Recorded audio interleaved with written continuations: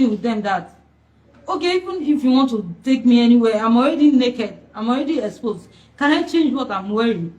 They refuse. They force me to their vehicle. Hello, welcome to this channel. There is this video I came across and I would like us to watch it together. But before we do that, please, if you have not subscribed to this channel, please go ahead and do that. Click on the subscribe button and turn on your notification bell to keep being part of this. Then as you watch, do not forget to react and also drop your comments in the comment section. Beat me even when I was even with injuries, and even when I was even bleeding and all that, I was even pleading with them that, okay, even if you want to take me anywhere, I'm already naked, I'm already exposed. Can I change what I'm wearing? They refuse. They force me to their vehicle.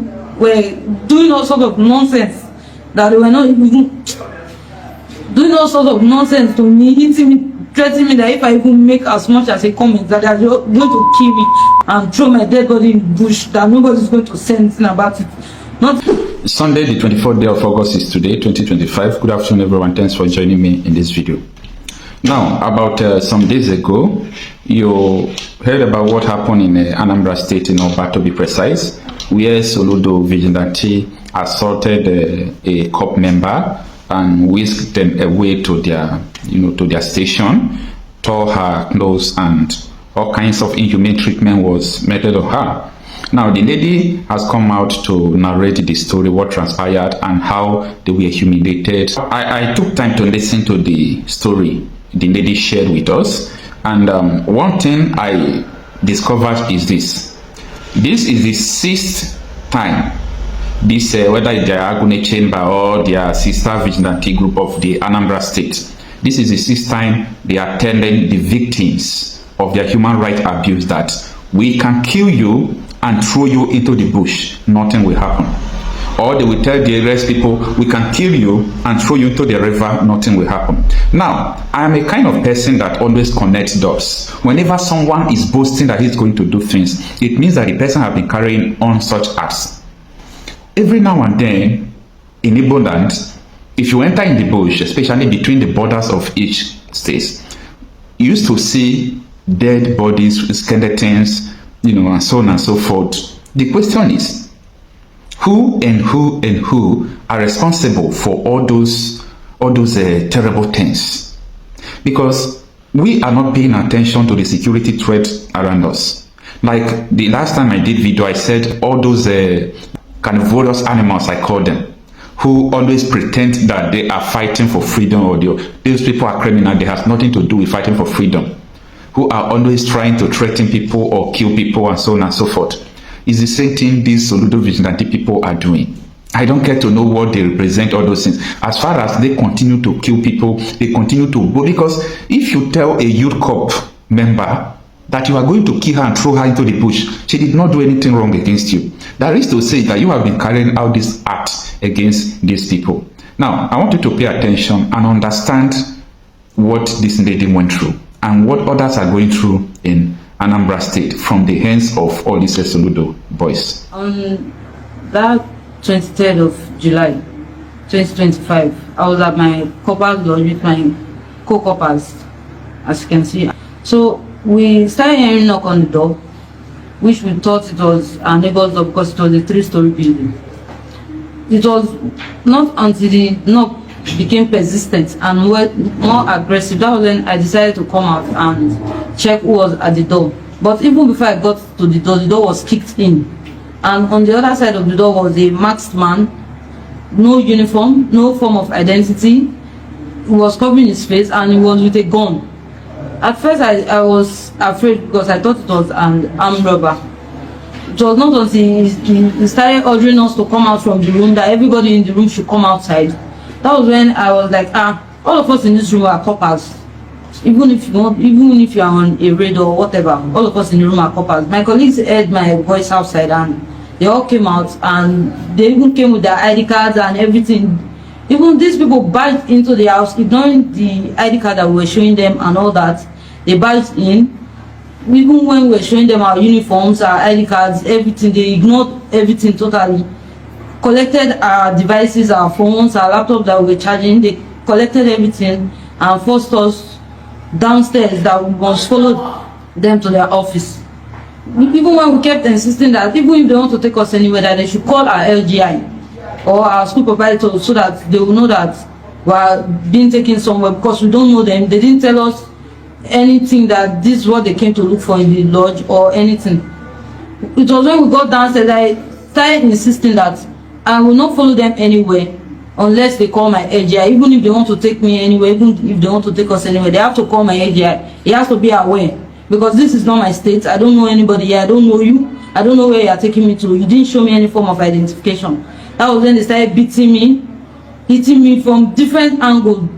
Number of persons, I cannot even count how many of them were hitting me, even with injuries and all that. They were dragging me, tore my clothes off my body, calling me all sorts of names that I cannot even, it's not even proper to mention.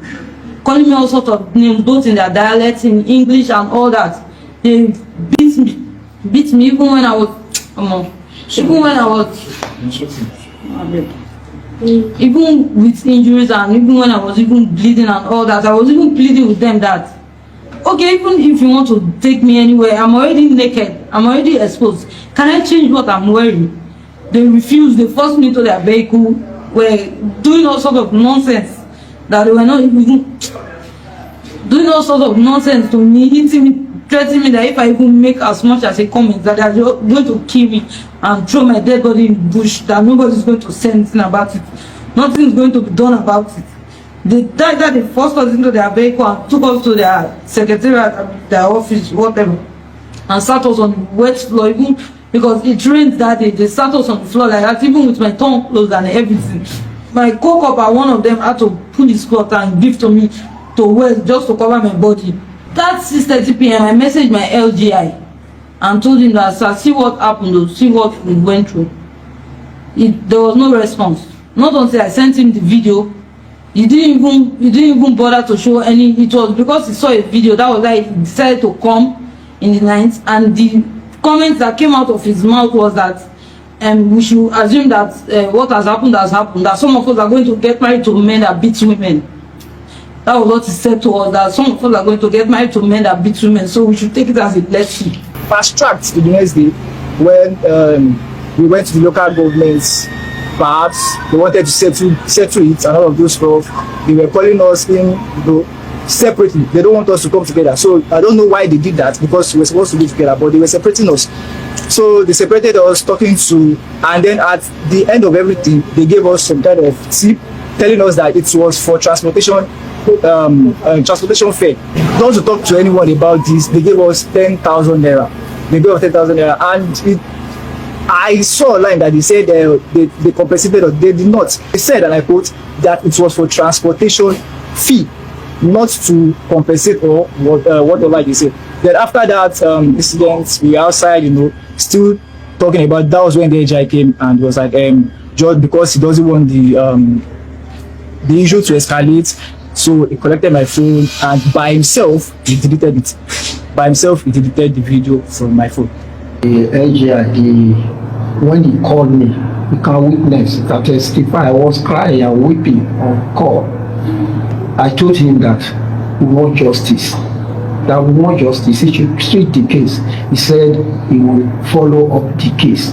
Then the next day, when he called me that the case is finished, I said, just like that, I said it cannot happen. Mr. Ken has insinuated that the coppers were compensated. It is quite unfortunate, it is quite sad how they tag hush money, 10,000 naira they check to them to say take for transport, ensure you don't discuss this with anybody, let the matter go, forget about it. This days ago they said this NYC coordinator called saying that why are you going on with the matter and all of that. So it's very, very sad. So there was no form of compensation. And I like the fact that he understands that indeed they were supposed to compensate. And as legal representative, one is going to ensure that these persons are prosecuted to the full extent of the law, but the compensations due, proper substantial compensations due. What happened to these coppers, these young children? It's unbearable. What happened today was unbearable, was unquantifiable. But as legal representatives today, we'll try to round it up in figures. And that figure, they will pay. The Anambra State government, the security outfits, and all those who enabled this endless crime and has covered it up for this long, they will pay.